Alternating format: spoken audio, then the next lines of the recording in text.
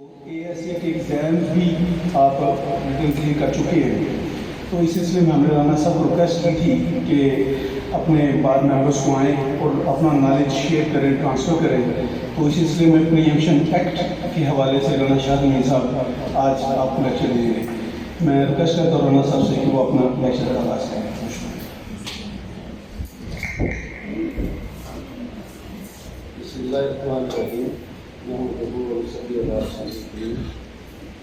सबसे पहले तो मैं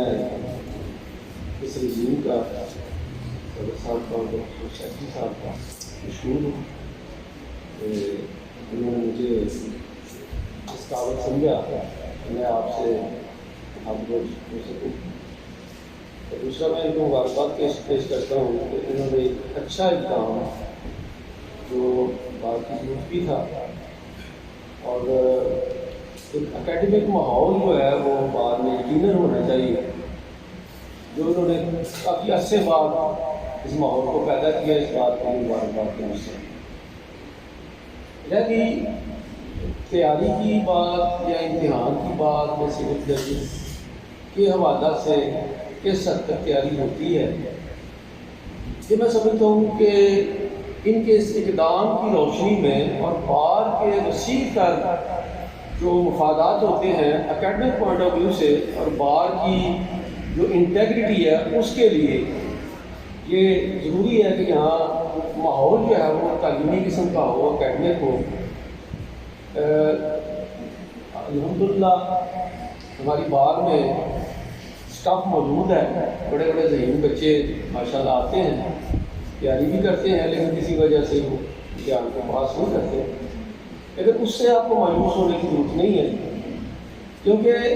इम्तिहान दे के पास होना या उस सिविल जज के तौर पे अपॉइंट हो जाना वो एक अलग बात है। वहाँ आपकी लक भी काम करती है, आपकी जहानत भी काम करती है। लेकिन अगर आप उस नुक्ता नज़र से तैयारी करते हैं, यहाँ पर हम एक दूसरे से सीखते हैं। कानून एक समुंदर है, ज़रूरी नहीं कि मैं हरफे कुल हूँ और मुझे सारा कानून आता है। कानून जो है ना सारी उम्र बंदा सीखता है। हम इतना अर्सा प्रैक्टिस करने के बाद आज भी सीख रहे हैं, आप भी सीखने के अमल में, हम भी सीखने के अमल में। कोई बात मुझे आपसे बड़ी अच्छी मिल सकती है, कोई बात मुझसे आपको अच्छी मिल सकती है। तो यहाँ मकसद अपना एक्सपीरियंस शेयर करना है। और अगर आप किसी वजह से कामयाब नहीं भी होते तो यकीनन आपके ये जो वर्कशॉप्स हैं, ये जो लेक्चर्स हैं, आपको प्रोफेशन में बड़ी मदद देंगे और आप एक अच्छे लायक के तौर पे शहर में, इलाके में, अपनी बार में जाने पहचाने जाएंगे, जो आपके लिए अपनी जगह एक प्लेस है। इम्तिहान जो होता है ये दरअसल जो कम्पिटिटिव एग्ज़ाम का सिलसिला शुरू हुआ, दरअसल इसकी फ़िलासफ़ी ये है कि माशरे के ज़हीन तरीन लोगों को आगे लाया जाए, उनको जो कार हुकूमत है, जो ममलकत के निज़ाम है, उसको चलाने के लिए उन लोगों को वहाँ उठाया जाए। उसके लिए ये एक इम्तिहान की शर्त रखी गई जिसमें ज़हीन लोग कामयाब भी होते हैं। अब इसके बाद अगली बात आ जाती है तैयारी। ये अकेडमियों का सिलसिला, ये तैयारियों का सिलसिला जो पिछले 10-20 साल में ज़रा इस पर हुआ, वगरना आम तौर पर यही होता था कि कम्पिटिटिव एग्ज़ाम हो, सिविल जज का हो, दूसरा हो, लोग अपने तौर पर तैयारी करते थे जिस तरह भी उनको समझ आ गया। अब ज़रा अच्छे तरीके से गाइडेंस का सिलसिला शुरू हो गया, उसमें अकेडमियाँ बन गई, उसमें जो एक रेगुलर ट्यूटर है जो इस हवाला से तैयारी कराने के हवाले से प्रोफेशनल है, वो वहाँ आपको गाइड भी करते हैं और यकीनन आपको पॉलिश करते हैं, आपकी बेहतर रहनुमाई करते हैं। लेकिन बुनियादी बात वही होती है कि आप में जहानत कितनी है और आपने मेहनत कितनी की है। जहानत और मेहनत ये दो चीज़ें हैं जो आपको कामयाबी की मंजिल की तरफ ले जाती हैं। सिर्फ ज़हीन होना भी काफ़ी नहीं है और सिर्फ मेहनती होना भी काफ़ी नहीं है। तो लिहाजा ये दो चीज़ें जब मिल जाती हैं तो फिर आपको कामयाबी की मंजिल जो है वो मिल जाती है। अब कानून की बात ऐसी है कि सवाल आपको किसी भी अंदाज में किया जा सकता है। थोड़ा सा बात मुमकिन जो है वो घुमा फिरा के बात पूछ लेता है, बुनियादी बात आपके जहन में भी होती है। लेकिन अगर आपका उस पॉइंट पे, उस कानून पे, उस सेक्शन पे कॉन्सेप्ट वाज़ेह है اور اس میں آپ کو فہم نہیں ہے تو سوال چاہے ادھر سے آئے ادھر سے آئے آپ اس کو فالو بھی کریں گے، اس کا جواب بھی دیں گے. بعض بار پھر وہاں یہی آ جائے گی کہ آپ ذہین کتنے اور آپ نے اسٹڈی کس طرح کی. پہلے ایک یہ بھی تھا اور ہمارے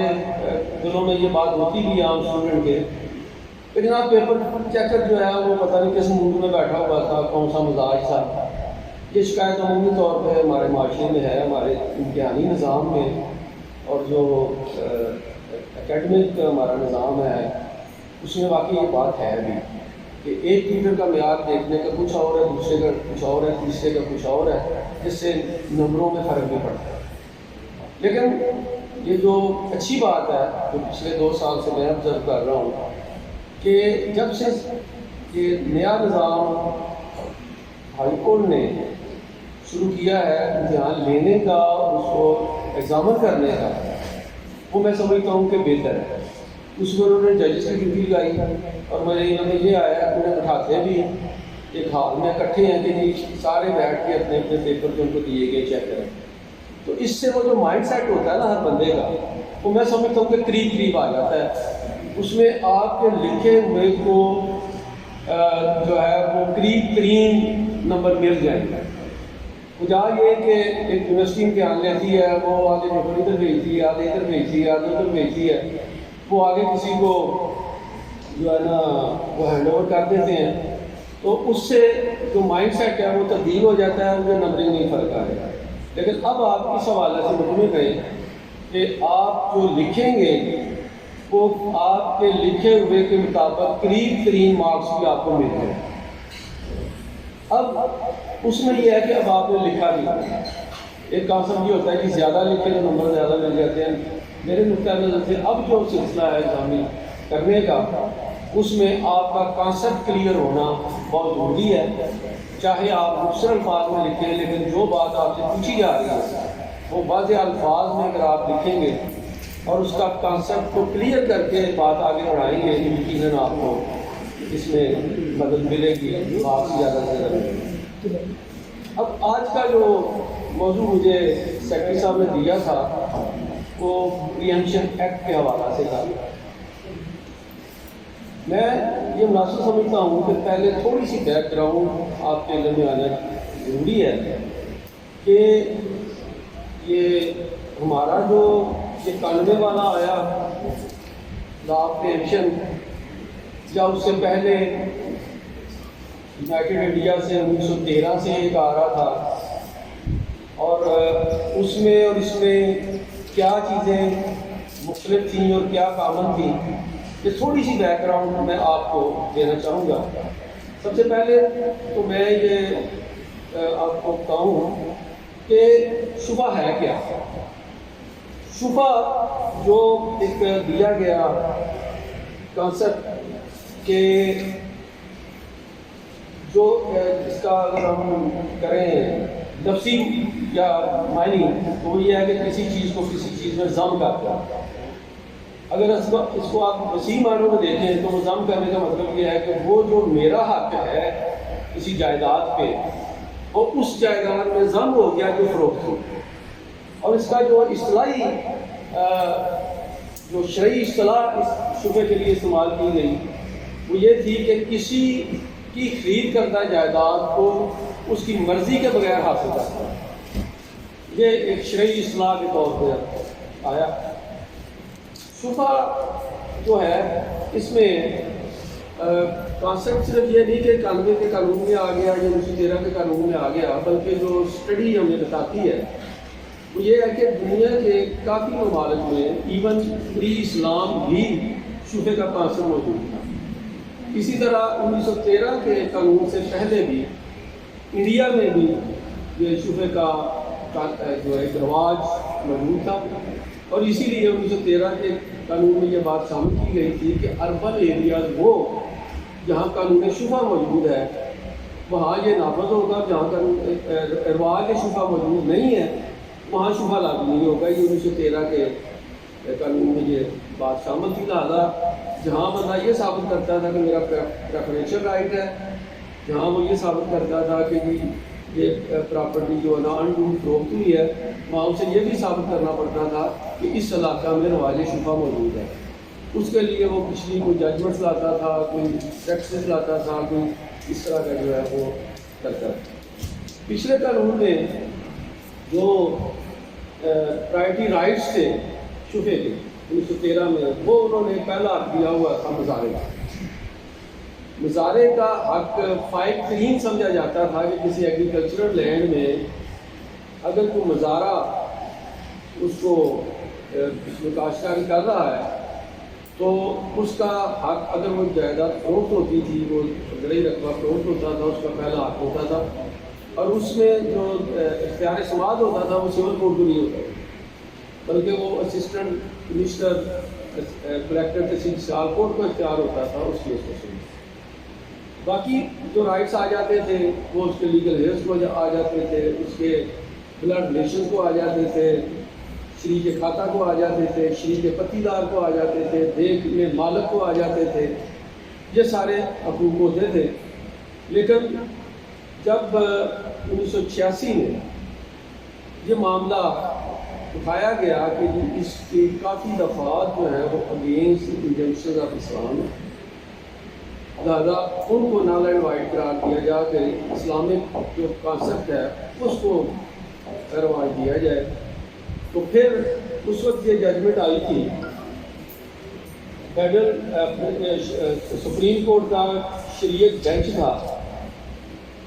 اور اس میں جو فل کورٹ بینچ تھا چیف جسٹس افضل اللہ صاحب کی جو ہے چیئر میں، اور ججمنٹ تو لکھی تھی جسٹس کی محمد کرم شاہ صاحب نے، لیکن تمام ججز نے اس کو انڈورس کیا تھا۔ اور یہ اگر آپ پڑھیں اس کو PLD 1986 supreme court page 360، PLD 1986 supreme court page 360، بڑی ہی کمپریہنسو ججمنٹ ہے جس میں اسلامک کانسیپٹ آف پریمپشن کو بڑے اچھے طریقے سے ایلیبوریٹ کیا گیا ہے، تاریخی تناظر میں، احادیث کی روشنی میں، حضور نبی کریم صلی اللہ علیہ وسلم کے فرمان آئے کی روشنی میں، اور دیگر جو اس میں عوامل کے تمام چیزوں کو ڈسکس کرتے ہوئے، اور جو 1913 والا قانون شفا تھا اس کو ڈسکس کرتے ہوئے انہوں نے الٹیمیٹلی قرار دیا کہ یہ جو اس میں رائٹس دیے گئے تھے، مثلا مظاہرے کو دیا گیا تھا، بلڈ ریلیشن کو دیا گیا تھا، تو ان تمام چیزوں کو حذف کرتے ہوئے انہوں نے قرار دیا کہ صرف 3 لوگوں کو حق شفا حاصل ہے۔ اس میں آ جاتا ہے شافی شریک، شافی خلیف، شافی جان۔ یہ میں آگے چل کے اس کو تھوڑا سا مزید ایکسپلین کر دوں گا، بھی آپ نہیں دھیان میں رکھیں کہ یہ ججمنٹ میں قرار دے دیا گیا کہ جی آپ صرف ان 3 لوگوں کو شفا کا حق دے سکتے ہیں، باقی کسی کو شفا کا حق حاصل نہیں ہے۔ اس کے علاوہ دوسرا کانسیپٹ جو انہوں نے کلیئر کیا، اور اس ججمنٹ میں جو پرائم فوکس رکھا گیا وہ اس بات پہ رکھا گیا کہ جو یہ 2 چیزیں ہیں، جب کوئی بندہ جائیداد خریدتا ہے تو 2 چیزیں ہوتی ہیں۔ ایک تو یہ ایک بندے نے قانونی طریقے سے پیسے دیے، آفر ایکسیپٹنس ہوئی، پرپوزل ایکسیپٹنس ہوئی، پیسے دیے کہ قرضہ دیا گیا، اور اس میں کوئی ایسی ان اسلامک یا اگینسٹ دی انجنکشن آف اسلام بات نہیں ہے، تو یہ ایک ٹرانزیکشن جو ہے اس کو لیگل اور شرعی طور پہ تحفظ ملنا چاہیے۔ لیکن اس کے ساتھ ہی دوسری بات آ گئی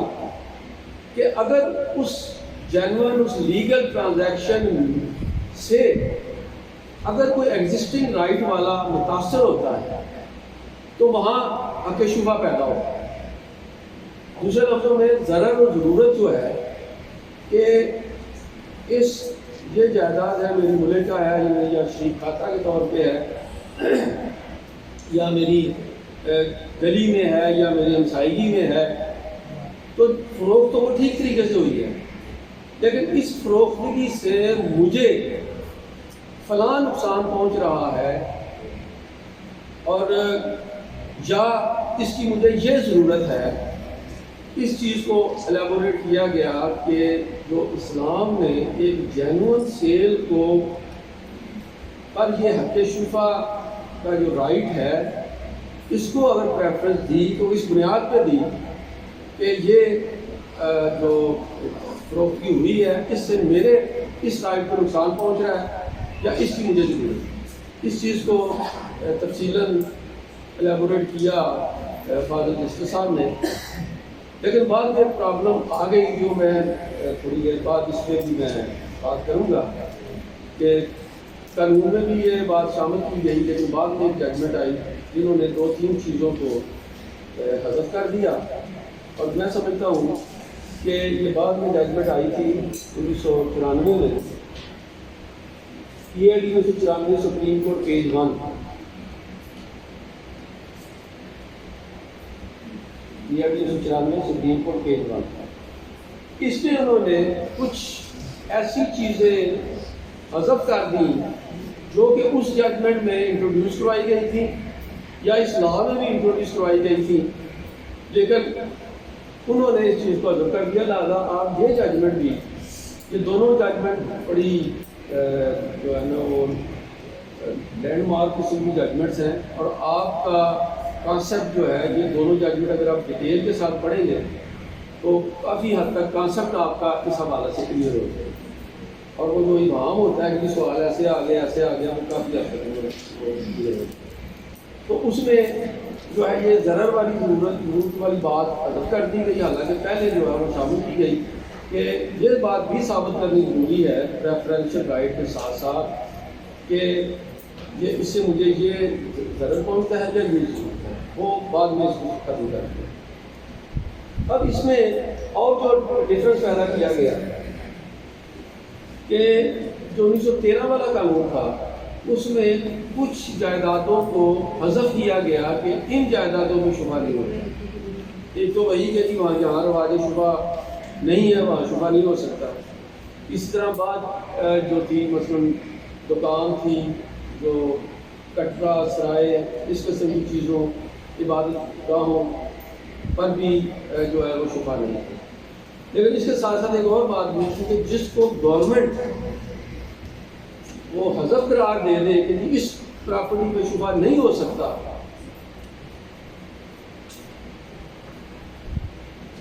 وہ چیز بھی پچھلے 1913 کے قانون میں شامل تھا. لہٰذا تکڑے لوگ کیا کرتے تھے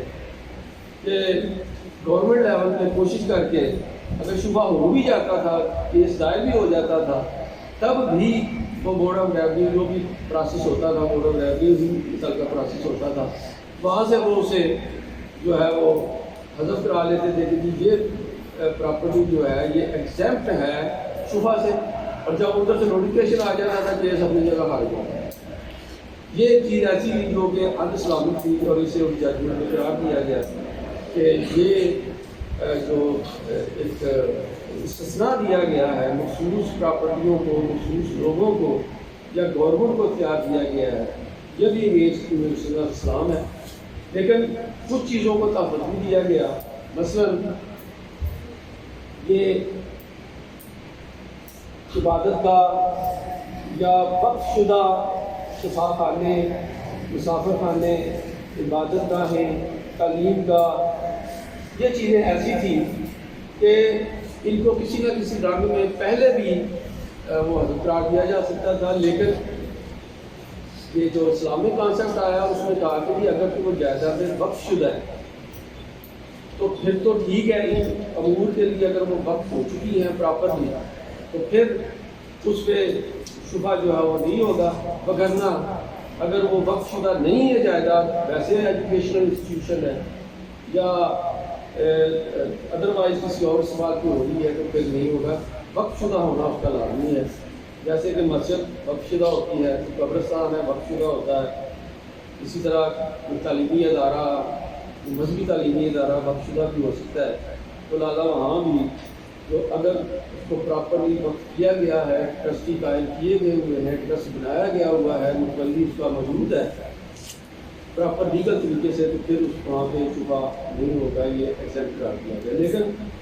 گورنمنٹ کو جو ایک استثناء حاصل تھا کہ گورنمنٹ جس پراپرٹی کو یہ استثناء دے دیتی ہے تو وہ استثناء تصور ہوگا اس کو انہوں نے حاصل کرا دیا. لیکن گورنمنٹ کو یہ استحقاق نہیں ہے کہ وہ کسی جائیداد کو ایگزامپٹ کر دے کسی بھی پریفرنشل جو پریمپشن رائٹ ہے اس سے. سر جو وقف پراپرٹی ہم کرتے ہیں اس کا ریٹرن ہونا ضروری ہے؟ بالکل. دیکھیں وقف امپلائڈلی بھی ہو سکتا ہے. جی. جیسے ایک مسجد بن جاتی ہے تو وہ جو اگر چونکہ مسجد موقع پہ نظر آ رہی ہے تو سر لہٰذا مسجد کے علاوہ فرض کریں گے ٹیمپریری اپنی سائڈ کی پراپرٹی کو وقف کر کے ایک چھوٹا سا دربار وغیرہ بنا دیتے ہیں اور اگر اس کا جس نے وقف کیا وہ آنر کی ڈیتھ ہو گئی اور وہ پراپرٹی وہاں پہ ہے اور اس کے گارڈینس بھی ہیں لیکن وہ انکاری ہیں اس چیز سے تو اس کا ریٹرن بھی کچھ نہ ہو تو کیا وہ پراپرٹی پھر وقف رہے؟ میں اس کو کہتا ہوں کہ یہ جو جتنے بھی املاک ہیں نا یہ وزارات سے منسلک ہے. جی جی. اس میں یہ اسی لیے پراپرٹی جو تھی نا وہ دی گئی اس میں جو وقف بورڈ بنا مسلموں کا اس کو ہم کہتے ہیں. اس میں قانون یہ تھا کہ ایسی جائیداد جو وقف ہے کیسے اس مزار کے لیے اگر اس دیکھیں بات جب یہ آ جاتی ہے کہ جی آیا وہ رجسٹرڈ ہے تھی یا نہیں تو آپ بھی سوال کے پیدا ہو گیا کہ کورٹ میں آپ نے ثابت کرنا ہے کہ آپ نے تو کہہ دیا کہ یہ پراپرٹی وقف ہے لیکن اگر اس کا کوئی ریٹن پروف نہیں ہے تو پھر آپ نے عدالت میں ثابت کرنا ہے. اب آپ ڈائریکٹ ایویڈنس لاتے ہیں سرکمسٹانشیل ایویڈنس لاتے ہیں کیا لاتے ہیں جس سے عدالت مطمئن ہو کہ جی واقعی یہ بات ہے تو پھر تو اسے وقت صبر کر لیا جائے گا. لیکن اگر آپ عدالت میں یہ ثابت کرنے میں ناکام رہتے ہیں کہ یہ وقت پراپرٹی تھی یا نہیں تھی تو پھر ظاہر ہے آپ کی یہ بات ریٹرن ہو تو ویل اینڈ گڈ اگر نہیں ہے تو اس کو پھر پروف کریں. ریٹن دیکھیں نا ریٹن تو ایز اٹ از نظر آ رہا ہے تو باقی تو پھر سرکمسٹانشیل ایویڈنس ہے. ایک پراپرٹی ہے جس کا کوئی ثبوت ملکیت نہیں ہے. آپ کہتے ہیں کہ میں مالک ہوں میں قابض ہوں آپ سے پہلا سوال تو نہیں کیا جائے گا کہ جی آپ بتائیں آپ کے پاس ثبوت ملکیت کیا ہے ڈاکومنٹ ٹائٹل آپ کے پاس کیا ہے. جیسے کہ آج کل یہ جو لال قلعے کے اندر جائیدادیں ہوتی ہیں جن میں یہ پرابلم پیش آ رہے ہیں. ان میں پہلے یہ تھا کہ جو مثلا شہری جائیدادیں تھیں دیوان پر رجسٹری کرتے تھے یا دیہاتوں میں جائیدادیں تھیں لال قلعے کے اندر وہ پٹواری کی رپورٹ لے کے نمبردار کی رپورٹ لے کے رجسٹری ہو جاتی. لیکن جو مقدمے بازی بڑھی PD1 کے حوالہ سے فراڈ سامنے آئے عدالتیں سخت ہوئیں اور عدالتوں کے فیصلے یہ آ گئے کہ یہ جو PT1 ہے یا جو آپ سرکمسٹانشیل ایویڈنس پیش کرتے ہیں کہ یہ میرا بجلی کا بل ہے یہ واٹر بل ہے یہ ٹیلی فون کا بل ہے یہ میرے بچوں کی پیدائش کے جو سرٹیفکیٹس ہیں اس ایڈریس کے ہیں یہ ساری ایویڈنس جو ہے سرکمسٹانشیل ہے اسے ہم ڈاکومنٹ آف ٹائٹل نہیں کہتے. عدالتوں نے قرار دے دیا کہ ڈاکومنٹ آف ٹائٹل وہ ہے جس کو لیگلی ہم ڈاکومنٹ آف ٹائٹل مانیں. اب ڈاکومنٹ آف ٹائٹل کیا ہو سکتا ہے وہ سیل ڈیڈ ہو سکتی ہے ڈیڈ ہو سکتی ہے رجسٹرڈ چیز یا عدالت کی کوئی ایسی ڈگری جس کی وجہ سے آپ کو مالک ڈکلیئر کیا گیا ہو یہ تو ہو گیا ٹائٹل ڈاکومنٹ. باقی ساری سرکمسٹانشیل ایویڈنس ہے وہ عدالت مانتی ہے نہیں مانتی یہ عدالت کی سوابدید پہ آ گیا کہ آیا وہ سرکمسٹانشیل ایویڈنس کے ذریعے آپ کسی چیز کا مالک ڈکلیئر کر دیتی ہے کہ نہیں کرتے. اس طرح وقت پراپرٹی کا میں بتا رہا تھا کہ یہ جتنے مزارات تحریر میں لیے گئے تھے ان کے ساتھ جائیدادیں تھیں لہذا جب وہ مزار جو تھا وہ تحریر میں لیا گیا محکمہ اوقاف کی تحریر میں تو اس سے متعلقہ تمام جائیدادیں وہ تحریر میں لے لی گئیں یا تحریر میں لینے کا استحقاق پیدا ہوگا. لہذا وہ تصور یہ ہوگا کہ اس مزار سے متعلقہ جتنی بھی جائیدادیں ہیں وہ اس مزار کے حوالہ سے اس محکمہ اوقاف کی تحریر میں وہ نوٹیفکیشن کے حوالے سے ہو گیا. بعض بات یہ ہوتا ہے کہ کسی جائیداد کا پتہ نہیں چلتا نوٹیفکیشن کے وقت کہ یہ آیا اس صاحب مزار کی وقت تھی یا نہیں تھی. وہاں پھر وہی بات آ جائے گی کہ آپ نے ثابت کیسے کریں کہ آیا یہ پرٹیکولر پیس آف لینڈ ہے یا پیس آف پراپرٹی ہے یہ آیا اس صاحب مزار کی ملکیت میں تھی یا نہیں تھی اور کیا وقف شدہ جائیداد میں یہ جائیداد بھی شامل ہے کہ نہیں. اس حوالہ سے کافی کیسز وہ اتفاق بھی ہوتا رہتا ہے ہمیں ایڈوکیٹ کونسل جیسے یہ امام صاحب جو ہے یہ ابتدا میں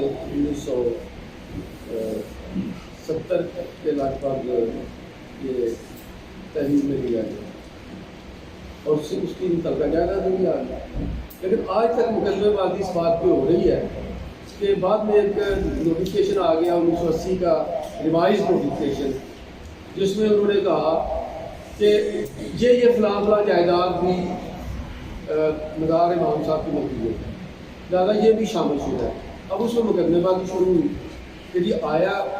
یہ وقف شدہ جائیداد تصور ہوگی کہ نہیں ہوگی، اس پہ پھر اختیار جو وہ کورٹ کا آ جاتا ہے کہ کورٹ کیا قرار دیتی ہے کہ جی آیا یہ جائیداد وقف شدہ مزار امام صاحب کے لیے تصور ہوگی یا نہیں ہوگی۔ تو یہ بات پھر آ جاتی ہے، ڈسکریشن آف دی کورٹ آ جاتی ہے، اگر ڈاکومنٹ ہے تو ویل اینڈ گڈ، اگر نہ مل سرکمسٹانشل ایویڈنس ہے اور ڈسکریشن آف دی کورٹ آ جاتی ہے۔ یہ تو بات اب یہاں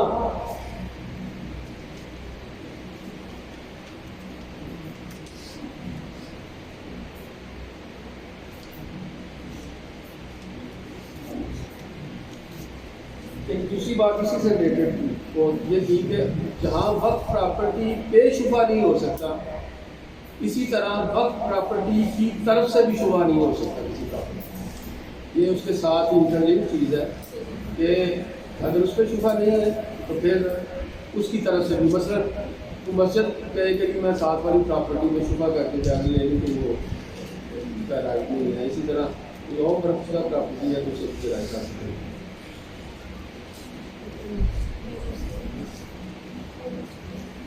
اب یہاں تھوڑا سا ایک ڈفرینس جو ہے لا آف پریمپشن، جو انگلش لفظ پریمپشن ہے اور اس کا اور جو اردو لفظ شبہ ہے وہ ہم اس دونوں الفاظ کو مترادف لفظ کرتے ہیں کہ جی پریمپشن کا مطلب شبہ ہے، لیکن جو اگر ہم اسلامک کانسیپٹ دیکھتے ہیں کہ پریمپشن رائٹ جو ہے وہ یہ ہے کہ ایک ایسا خریداری کا حق جو دوسرے کی خریداری کے حق پہ فوقیت رکھتا ہے، پریفرنشل رائٹ۔ لیکن جو اسلامک کانسیپٹ ہے وہ یہ ہے کہ کسی جائیداد کا جو میرا حق استعمال ہے، اگر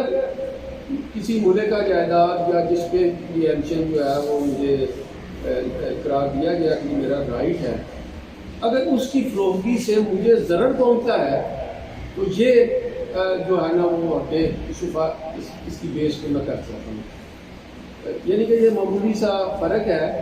کہ میرا جو اسلامک کانسیپٹ وہ یہ ہے کہ جی مجھے اس سیل سے نقصان ہوتا ہے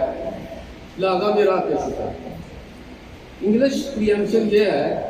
کہ کسی جائیداد کی فروغ کی وجہ سے میرا جو پریفرنشل رائٹ پیدا ہوتا ہے وہ شفا ہے۔ یہ معمولی سا فرق آپ کے ذہن نشین رہنا چاہیے۔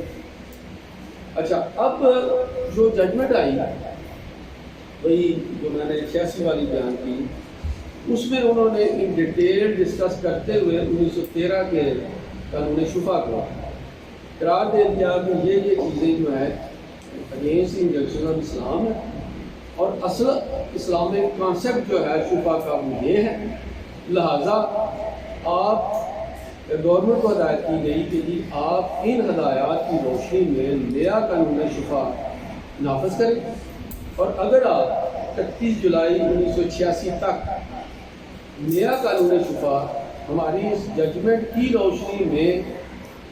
وہ لیجسلیشن آپ نہیں کرتے تو 31 جولائی 1986 کو جو 1913 والا جو قانون ہے یہ ختم تصور ہو جائے گا، اس کے بعد کوئی قانون شفا نہیں ہے۔ لیکن گورنمنٹ نے جو ایک ٹارگٹ ڈیٹ دی گئی اس میں انہوں نے قانون شفا جو ہے وہ نیا نہیں بنایا اس کی روشنی میں، لہذا تقریباً 3-4 سال یہ معاملہ جو ہے اس طرح لٹکا رہا۔ مقدمے پچھلے جو تھے وہ خارج ہو گئے جو چل رہے تھے، جو ڈگری شدہ تھے ان کو انہوں نے کہا کہ اگر ایک دفعہ ڈگری ہو چکا ہے تو اس کی سماعت سپیریئر کورس میں اگر ہو رہی ہے تو اس کو ہم ایگزامٹ کر دیں گے۔ یہ معاملہ 1990 تک اس طرح چلتا رہا کہ کوئی قانون شفا ایگزسٹ نہیں کر رہا۔ 1990 میں اس کو آرڈیننس کی شکل میں لایا گیا اور پھر 1991 میں حتمی طور پہ یہ لا اپلیکیشن جو ہے وہ آپ کے سامنے آیا، جس میں اس ججمنٹ کی روشنی میں کچھ چیزوں کو شامل کیا گیا، لیکن چند باتیں پھر اگینسٹ دی ریئیکشن آف اسلام کر دی گئی۔ اب ون بائی ون ہم دیکھ لیتے ہیں کہ وہ کیا چیز ہے۔ کیا چیز؟ یہ غیر آئینی نہیں ہے ایکٹ، مطلب کہ آرٹیکل 23 پاکستان کانسٹیٹیوشن کو کہتا ہے کہ ہر بندے کو حق ہے جو کسی بھی قسم کی پراپرٹی پاکستان میں کہیں بھی پرچیز کر لے، پٹوار کر لے، گولڈ کر لے، اسپورٹ کر لے۔ نہیں، اس میں جو کانسٹیٹیوشن کو آپ کو رائٹ دیتا ہے، یہ میں نے ابھی اسی لیے ایکسپلین کی تھی یہ بات کہ دو چیزیں ہیں۔ اسلامک جو کانسیپٹ ہے وہ یہ ہے کہ وہی سیکشن آرٹیکل 23 جو آپ بتا رہے ہیں کہ وہ انہوں نے کہہ دیا کہ ایک بندے کو رائٹ حاصل ہے، ٹھیک ہے، وہ لیگل طریقے سے پیسے دے کے ایک چیز حاصل کرتا ہے، رائٹ ہے، وہ پروٹیکٹ ہونا چاہیے۔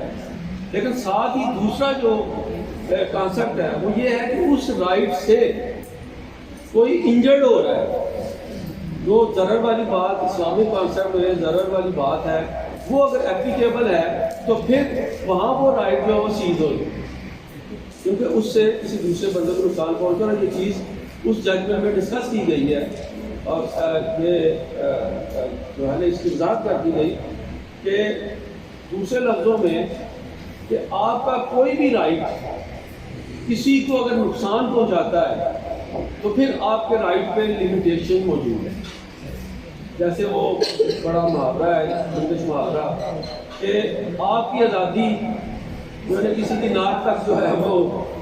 جو ہے نا وہ نہیں ہوتی، اس سے پہلے پہلے آپ کی آزادی جو ہونی پڑتی ہے۔ اسی طرح یہ کانسیپٹ ہے۔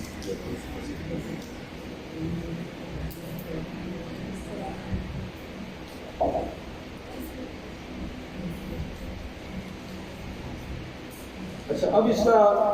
سیکشن 2 ہم دیکھ لیتے ہیں۔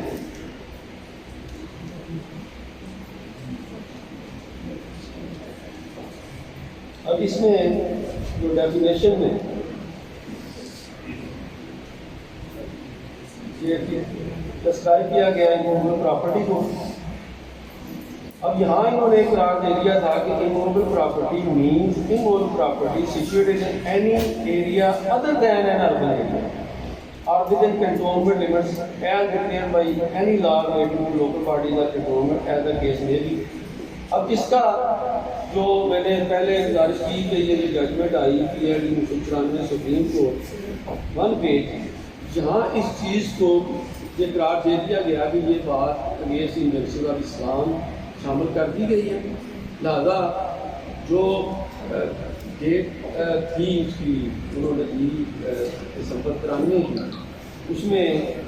یہ جو ہے انہوں نے کہہ دیا کہ اربن پراپرٹی پہ بھی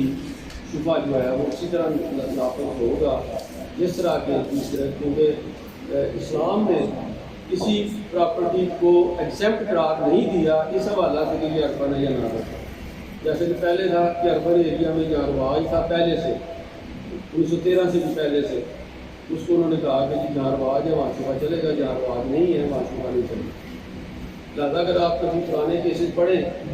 تو ان میں یہ چیز اس ایویڈنس میں ان ججمنٹ میں بہت زیادہ ڈسکس ہوتی تھی کہ جی شبہ ہے، بلکہ اس پہ ایشو فریم ہوا کرتا تھا کہ جی یہاں رواج شبہ موجود ہے یا نہیں ہے، اور اسے اگینسٹ ریئیکشن آف اسلام سفر کرتے ہوئے 1986 والی ججمنٹ میں یہ کہا گیا، لیکن اس میں پھر شامل کر دیا گیا جو جا کے 1994 والی ججمنٹ میں اس کو کلیئر کیا گیا اور یہ پھر دوسرا اس کو شامل کر دیا۔